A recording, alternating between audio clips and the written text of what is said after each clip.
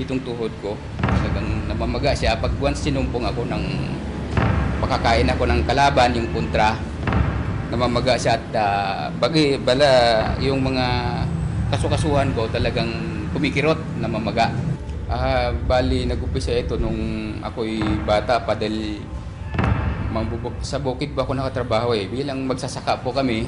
Lahat ng yung trabaho mo sa bukid at lapit ng ilog, pagkatapos ng trabaho maliligo. Ito po nag-umpisa yung aking arthritis.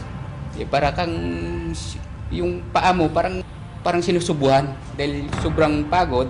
Almost 15 years na po itong aking gout arthritis. Namaga na po ito dahil bibiyahe po ako ng jeep, driver po ako. Tapos nung pag-uwi ko, talagang siguro nakakain ako ng kalaban, yung mga munggo, yung baboy, yung laman loob ng baboy at saka manok. Once makakain ako noon, talagang kumikiro talaga yung mga kasukasuhan ko. At one time yun, talagang magang-maga yung tuhod ko. Talagang hindi ko nakalakad ng almost 3 days. Hindi ko talaga nakalakad. Ang niresita sa akin ng doktor yung naproxen at saka yung Planax. Awa ng Diyos naman, gumaling po ako doon. Pero pabalik-balik na lang yung aking sakit. Dahil wala na po akong trabaho. Nakatutok na po ako sa bitag. Talagang gustong-gusto ko po panoorin yung bitag na yon. One time nga nagkahamunan po yung si Karen. Nag-usap pa kami ni Mrs. Sabi ko, iinom tayo ng herbal. Pupunta tayo doon. Tingnan natin. Tinawagan ko po 2 beses ito sa opisina.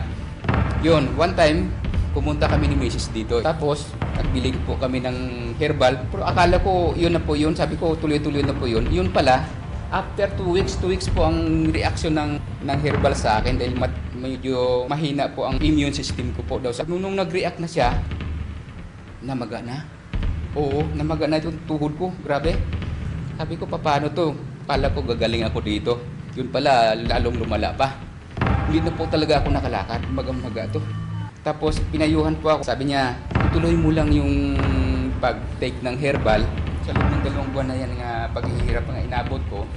Sabi ng mga anak ko, Papa, pa-doktor mo na yan. Paniniwalaan ko talaga yung malakas ang faith ko nga. Sabi ko, itong herbal na to, ang siyang magpapalaya sa akin, sa aking karamdaman.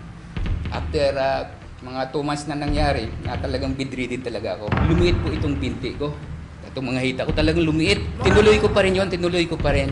Pagkatuloy ko ng herbal na yon, after 2 weeks, lumakas ulit ako. Sabi ko, bumalik na. Hanggang ngayon po. Simula po nung nag-herbal ako, dahil sabi ni Ka-Ray, lahat ng kalaban ay pwede ko nang kainin.